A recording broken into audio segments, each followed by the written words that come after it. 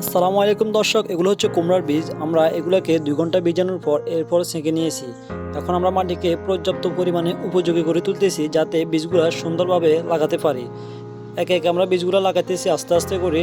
আপনারা মাথায় খেয়াল রাখবেন যাতে শিকড় মাথাটা নেচে দেন, এভাবে করে বীজগুলা লাগাবেন।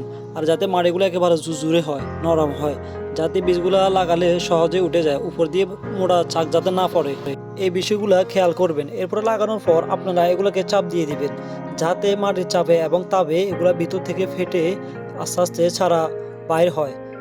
এগুলা ভালো করে চেপে দিবেন, এটা খেয়াল রাখবেন যাতে সুন্দরভাবে প্রত্যেকটা বীজের উপর যাতে মাটির চাপ পড়ে। এভাবে আমরা এভাবে করতেছি, এইভাবে আস্তে আস্তে করে দিবেন।